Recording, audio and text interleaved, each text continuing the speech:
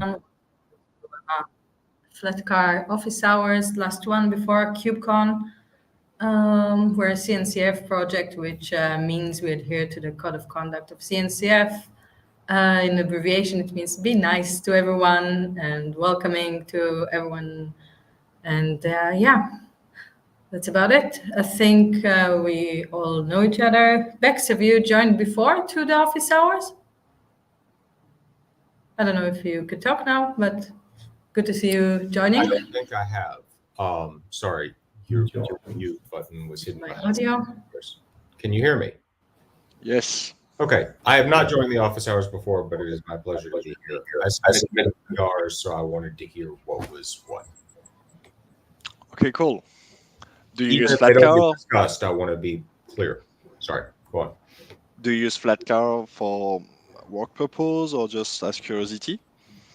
I am setting up a home lab server that I suddenly have found a need for and decided to avoid doing the actual work of installing my workload by learning a new OS. Okay. I'm using a different image-oriented OS for one server and decided to now use one for this as well, and used Flatcar because I happen to work with TLO, which means I can put my hands virtually around the neck of a developer if I run into problems. And how's the experience so far? We actually don't have much on the agenda today, so you can take the stage. Okay, I'll even try and turn on my camera, but I don't promise to look decent. So it's been interesting. Wow, you can see all the junk behind me because the filters don't work in this. So we yeah, don't see anything. My daughter's purple unicorn coat, which is an extremely critical thing that I was required to wash today. So anyway, working with Flatcar has been interesting. The other mutable OS that I'd worked with a lot was Fedora IoT. And it may or may not use a butane ignition transpiling concept. I actually don't remember now because it's been installed for so many years, but I don't feel like I appreciated butane until now. And so I've really appreciated having a real chance to work with that. Where I've hit bumps in the road have been things like I want to use Podman instead of Docker. And there's an open issue about that right now that's not well documented. And actually, I hit this morning. I finally proved the point to myself. One of the challenges there was, for example, there's random notes about Etsy sub-UID and Etsy sub-GID. They seemed to indicate that these will not be populated for you. So I dutifully populated them for myself in my ignition file. And something was messing up the first line of those files. And it turns out that if you put in your ignition file that you wish to overwrite whatever is there with your stuff, it will do that. And then it will either concatenate the first two lines that you try to write together, which was weird, or it will overwrite the very first line that you write, assuming that core is not the user that is on the first line, with core's entry that it auto-generates for itself. In the process of trying to trace that so I could write a bug report, I discovered that we actually do correctly populate sub-UID and sub-GID for all users created in the ignition file. So like, I don't need this at all. But it was a very weird bug where like at one point I had a note in my ignition file, must leave a backslash at the end of the first line of this for no reason known to man and God, except that it prevents it from being concatenated with the next line and the backslash goes away. It was very strange. Yeah, so for those things. I was about to ask if the ignition butane-based user creation wouldn't suffice. Good you figured it out. Awesome. Yeah, like I was running tests this morning to try and get down to a minimal ignition file that recreated the problem. And then I just randomly ran it without just to see what happens if I do nothing. And I was like, oh, I get beautiful, pristine files. That's great.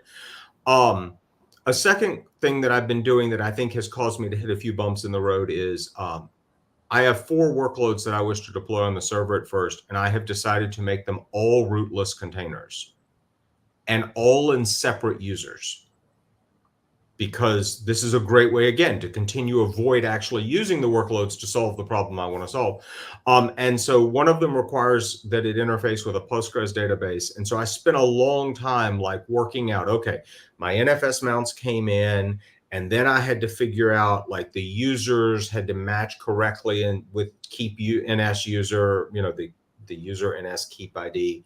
And then I wanted to use a domain socket for Postgres. So like there's a lot of little things like this that I want to write up as like a recipe book when I'm done to go like, this is how I got here, because none of this is documented.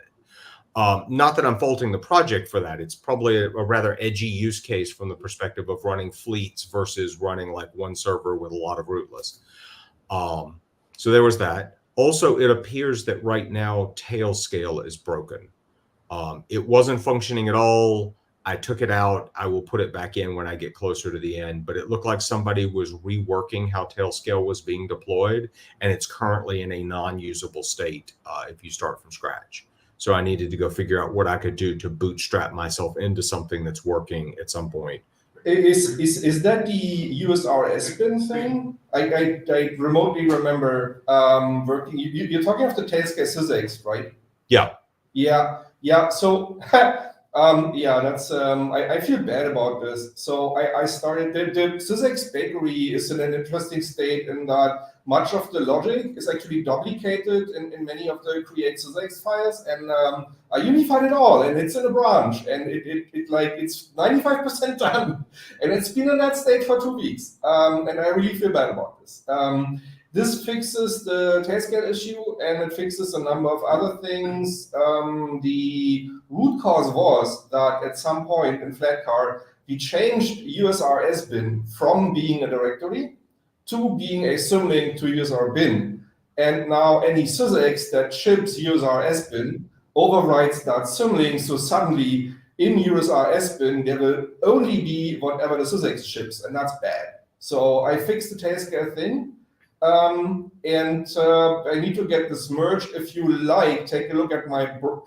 Actually, it's in a work in progress PR even. So if you build the Tailscale sysex from that branch, and then deploy that Tailscale sysex instead of the one that's currently in the bakery, everything will work. Okay. Candidly, I've moved that to the bottom of my list because it's not a first day requirement for me. Yeah. So I'll either build it when I get to that point in the list, or you will have fixed it. Like so, the reason I'm mentioning like self-building and self-hosting the sysex is it should be extremely easy with the rewrite. Like this is also kind of a smoke test. Is it really easy? Because it really should be a simple, almost self-explanatory command. There's only one single script now. It has a help, and so that it should get you there in 5 minutes. And I'm not kind of overselling this. Okay, I will see then if I can prioritize that, just so you get feedback from somebody who's never tried to do this on purpose. Awesome. But it was a good segue, if I can continue to rattle on for a moment, to one of my weird requirements, and I can go into why all of this is true, and we can debate if Brian's an idiot when it comes to security. But the short version is, in order for my rootless containers to start, a few of them need secrets. And again, in the spirit of let's go shave a new yak, I wanted to not embed secrets anywhere. I didn't want them in environment variables. I wanted to see how far down the road of avoiding the known, like, yeah, that's not a good plan, secrets management stuff I could. And so I wound up, long and short of it, I have another user who can run an executable that will pull secrets from a secret vault. I'm not using like a HashiCorp that's a standard, because why would I do something easy? So I need to deliver that one binary to the disk. Yeah. I've hit 2 challenges of that. The first one is it needs to be set UID and set GID. And Ignition is currently refusing to set the binary to that when it writes it. I've actually, for right now, had to write a system to unit file that all it does is go in and make sure that that's true, because the documentation is not leading me to success.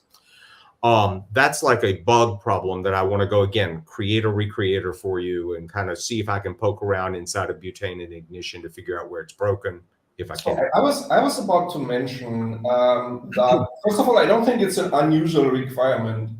It's not even an edge case. I was about to mention that in order to automatically run that stuff, you would need a systemd unit anyways, right? That you pipe in, and that systemd unit could fetch that binary, or you have ignition fetch it, doesn't matter. Chmod that binary so it is set UID, run that binary so your secrets are transferred, and then even maybe delete that binary. It would had I designed it that way. Okay. Sorry, like I'm not saying this is a good design at all. But the reason it needs to be a set git is actually what really matters here. The reason that it needs to be this way, maybe set git. I need to go look at the code again, but it doesn't matter. One of them. The reason it needs to be that way is that the files that it reads to get access to the secrets are restricted to the user I've installed it in. But any user on the system can execute it, and it will change ID so it can see those files. Then it will only, as that user, place secrets into /run where the process can then pick them up. So it's a slightly different process. And so I just need the binary to land on disk and be properly set up. Okay. So I want to create a recreator that goes like, why am I not able to write with the high bits on? Because I should be able to. According to everything in the docs. Yeah, it is in the UMask, right? Like it is, and it's like 4770 or something. I'm not good with the numbers in my head. But what I discovered, just in case anybody's curious, is if you put in a leading 0 to say that it's octal and the 4 digits, you get kicked out by the decimal check. Yeah. That says, oh, when this converts to decimal, it becomes a weird UMask. And so it looks like whatever that check is doing doesn't properly account for the set UID, set GID bits, except that there are tests inside of that function. I went and read it, and I'm like, this looks right. So something else is wrong. I even tried converting the octal mode setting to decimal and just passing decimal in, and I got the same problems. I'm not sure that should have ever worked. I want to be clear, but I did try it because we are checking it and passing it around as a decimal internally. So, I'm sorry. Does hex work? Hexadecimal? I did not try hex. Okay. I stopped at octal and decimal. You know, I'm an American. We don't do hex. No, but in all seriousness, I didn't go down that road yet. I just left this in my to-do list as a, hey, go create a reproducer, go try and trace this, and then if you run out of steam, post either an issue or a PR. Relatedly, I would say that I hit a philosophical problem. I talked about this a little bit in the Matrix, which is basically, I want to deliver this one binary. I need to keep it updated in theory. So do I write my own updater? Do I make a bakery, you know, a system extension? Yeah. That feels like me turning system extensions into a package manager, which feels horrible. Do I set up like I don't know what the philosophical is there, and I'll stop. What you're trying to ship to your system might, you know, by accident be a single binary, but you're shipping a feature. And so that's how to think about sysex. Sysex should always self-contain one single feature. And by the way, that would solve the set UID issue, obviously, because, right? I was about to mention sysex next, actually. That might be, so for the set UID alone, it would be a hack. But if you want to keep it updated, yes, please, absolutely use sysex. That's what they are for. Okay. So if we can debate philosophy for a second. Let's assume I had 5 of these things that did something different, each of them. Yeah. Should I have Bex's sysex, which delivers my custom overlay of features, or should I have 5 sysex? It sounds like Bex's sysex. Okay, if I go down the sysex road, I was leaning towards dump everything in one basket. I want to be able yeah. This is, I mean, if that's kind of the recommendation if you want to customize something and you have like this fixed set of things that need to be customized to that. You could even host it on GitHub. So if anyone wants to use Bex's cool collection of tools, they can just go there and then go and consume it. And that will give you the HTTPS endpoint that you need in order to ship the sysex without hosting it at home. But I mean, probably something that I'd be doing. But if you're happy to just have an HTTPS endpoint or HTTP endpoint, that works too at home, then just go that way. But yeah, I'll probably toss this on GitHub, which gives me another opportunity to play with the script and set up a workflow. And you have a GitHub action. The AI-generated Go code that is this thing is also on GitHub in case somebody wants to look at that and laugh. So yeah, so like it's a natural fit. So you can have a GitHub action that actually will refresh your sysax automatically. That's gorgeous. This is how it's supposed to work. Yeah.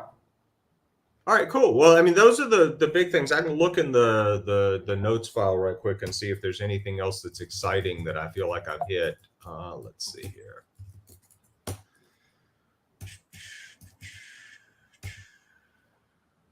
Was it your first experience with Flatcar, or have you? It is. And I never used Fedora CoreOS, which has a similar fleet orientation. The reason I had chosen IoT was prior to this, I worked next to one, well, he's still a very good friend, one of the Fedora IoT developers, and I could wring his virtual neck when there was a problem. And it was a single server running on the least powered vCPU that a cloud provider could provide. So I was like, that's edgy. I don't see anything else that I've got as a, hey, this is like a broken problem issue. And most of the other stuff that I've hit has been like rootless containers require you to think about the world differently kind of problems, not Flatcar problems. Yeah, okay. I wanna get Mathieu's opinion on the high level bits of Ignition's UMask. Isn't that in my like naive perception of things that is a bug? Like, should we file a bug for that? Before we can try to reach them on Matrix to discuss a bit about this before raising it as a bug. I think that would be preferable. And I will have a look to this sub-UID and sub-GID generation, because last time I used Podman on Flatcar, it was required to create those files. And if you say now they are being generated, we should need to know how and who is generating those files. Maybe user add, maybe user mod when Ignition is creating the users. But yeah, thanks for the report anyway. I was actually thinking about the set UID bit, because that sounds like an outright bug, right? Yeah. You can specify a UMask. There's this UMask stanza in the butane config, and apparently the higher level bits are ignored or lead to breakage even. Yeah, we can have a look to the code base, and if we can easily find the bug, we can obviously open a pull request, or we can just discuss about this on Matrix if we don't want to contribute. For what it's worth, when you look at the set UID and set GID stuff, it'd be great to document not only that it's happening, but what would I as a user do if I want to append additional information into that file during first boot for whatever reason. Because what I was running into most recently was this idea that like things were slamming in the wrong way, but it was really weird. Like it wasn't overriding my whole file. It was only overriding one line. It just might be, so if you write to files that are also under Ignition management, because there are explicit stanzas that you would use to amend those files, I think it's very outside of the feature set, so that we're in undefined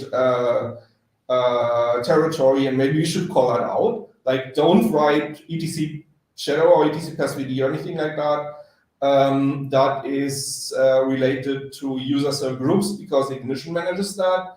But yeah, I don't think it's worth figuring out, which two processes did writes there. Yeah. That's completely fair. Maybe this is naive, but it would be awesome if butane-s would go, you're writing to something you shouldn't write to. Either that, or at least the provisioning should fail, right?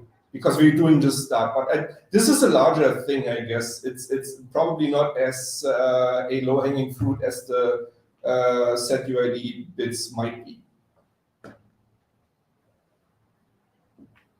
Awesome. I love new use cases. This is kind of what this is the most exciting part of the project for me. Just having someone pick it up, just hammering it in their shape, and then everybody's benefiting from it and learning from it. Good stuff. Thank you very much. And if you would like me to help with recreators or anything on any of this stuff, let me know. Because I've been beating on it, I can probably come up with a few pretty quickly. Actually, what I would like very much is, and let me share my screen, because that's easy. So I'm gonna paste a message in the chat, but the chat isn't part of the recording, so it'll be lost. And so I'm gonna share my screen. Hopefully I share the right window. I have too many windows open. Here we go. Hopefully.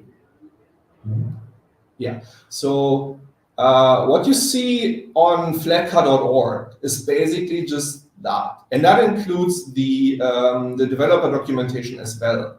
So if you find like minor bumps, please just go ahead and create a PR right away. We're usually pretty fast with reviewing website PRs and getting those merged. Up to the point where we're even open to, so if you check out,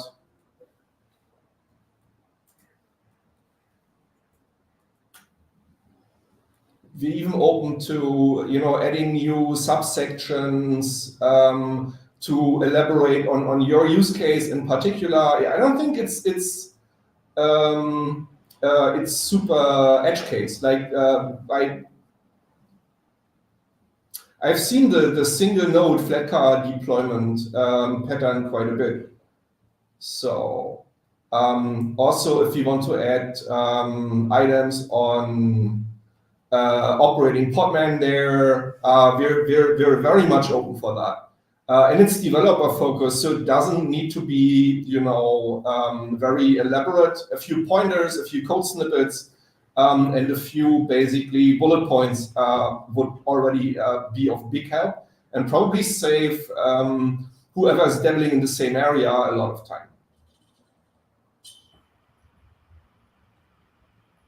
Sounds good. I'm not afraid to submit a PR on the docs. So awesome. It's just Markdown and Hugo. You can even run the whole website locally and then see how it looks. So it should be very low threshold. Thank you.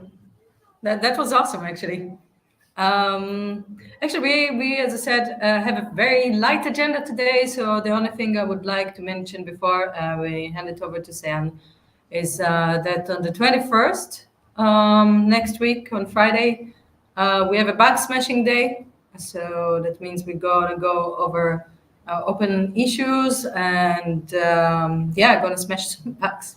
So if anyone wants to join, there's like good first issues, and we always need some more hands. And also documentation is definitely contribution. So, and there is some massaging need to do there too.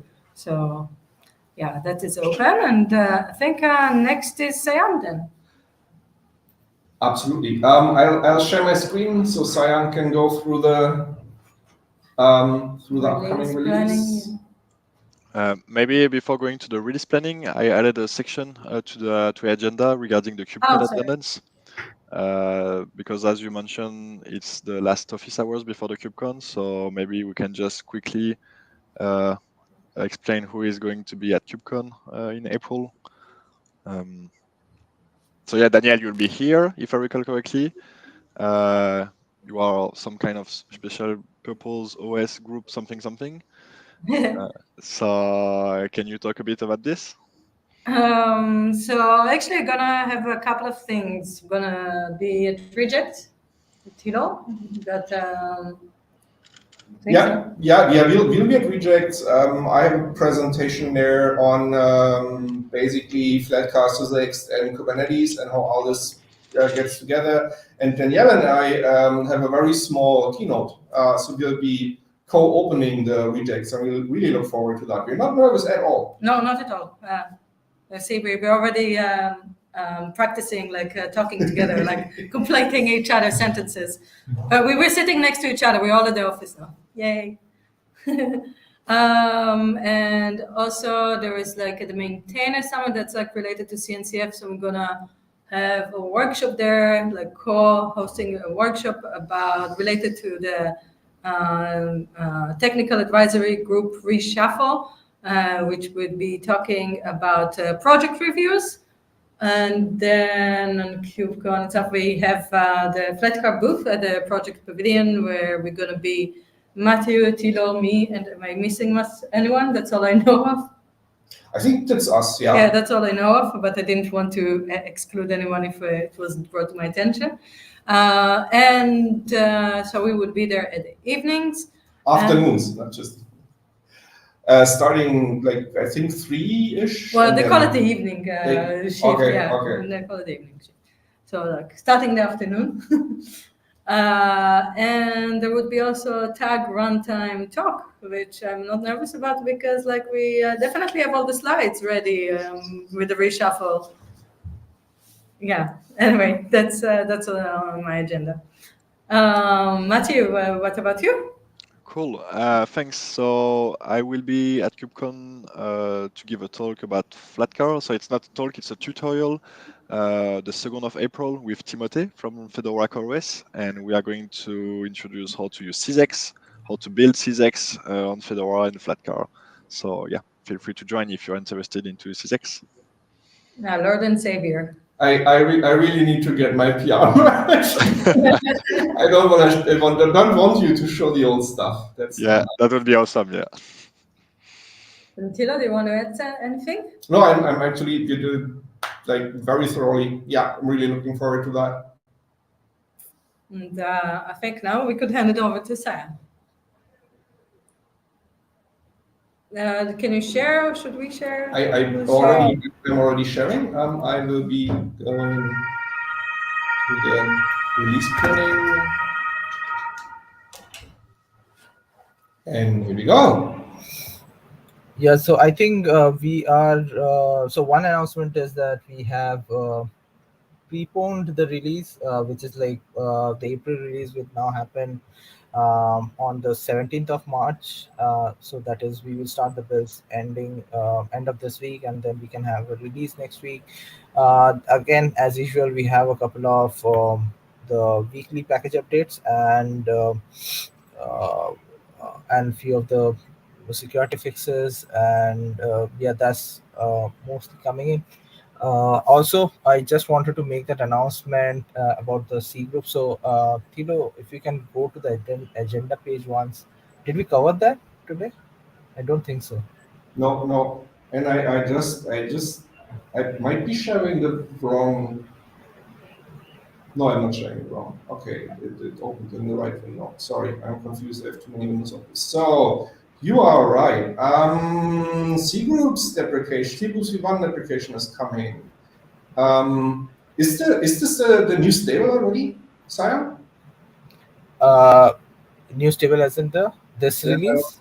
Are we planning for a new major stable release? No, we're not. Okay, so yeah, so we have upgraded to System V256. System V256 does not support C groups v1 at all. Upstream says it's a bad thing, it's unsupported, there might be breakage, it's untested.